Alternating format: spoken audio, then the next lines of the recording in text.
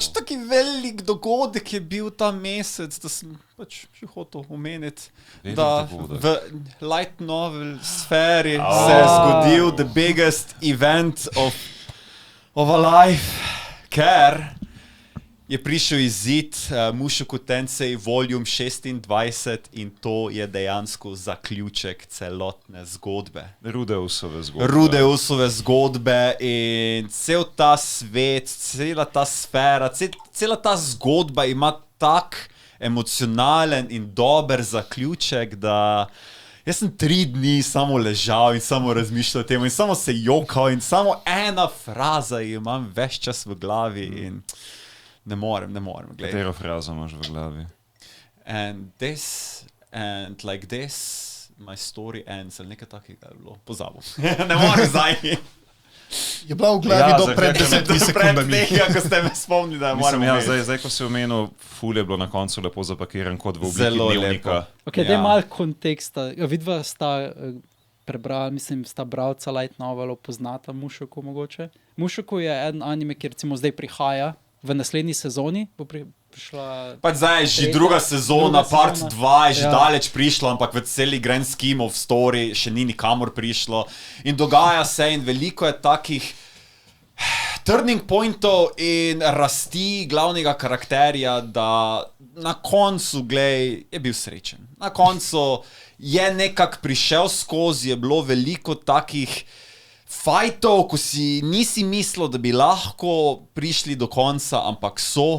In ne samo, da bi bil en zaključek, bila sta 2, ker nočem nič spoilati, ampak zelo lepo je povedano, res, kak je prišla. In sem tak vesel in tak srečen. In no, važen Greg je srečen. Luknja je zdaj v mojem življenju, ker eno od največjih zgodb se dejansko končala. Anime trenutno pokriva šele 10. novel, ne? In trenutno vse skupaj je 26 novelov, vsaj prevedeni. Tako da lahko razumeš, da en season je 6 novelov. Ne. Okay. Prvi season se je končal pri 6. In drugi season se vzihar pri 12 in to je spet ena taka scena. Prelomnica. Ko verjamem, da tu je dober zaključek. Vse je drugače glede same vsebine, pa smo že o tem veliko povedali. Ljudje bojo verjetno srečni, da se je končalo, ampak se je. Ne, čak, zdaj bodo še spin-offi. Joj. Zdaj se še nadaljuje. Mislil sem, da so isekai dosti bolj popularni v furry fandomu. Ker je tako... Da umreš v tem življenju in se rebornaš v isekai, furry. Isekai je basically to, da ti umreš, da te zbije Trak-kun, a ne? Mislim, lahko tudi drugače umreš. To je že zdaj že redko, da te Trak-kun zbije. Zdaj je že mi. Veš kaj je fora? Mushoku je začel s tem. On je naredil prvi Trak-kun. On je prvi Trak-kun naredil. Ampak Trak-kun te velikrat, to je bil trop, to je bil dolg časa mim, da te zbije Trak-kun, to je edini način, da umreš, očitno.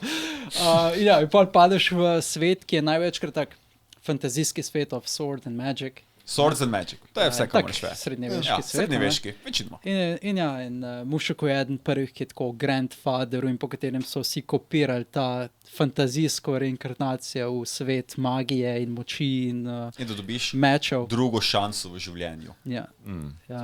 Sem začel gledati eno tako, ko se reinkarnira v slime varianti. To tudi za tretja sezona. To je literally ime, reinkarnatate za slime. To je dobesedno ime. Zdaj bo celo reinkarnatate za goblin. Pa zdaj bo tudi... Mislim, kaj smo že vse imeli, tudi reinkarnatate za vending machine. Reinkarnatate za pig.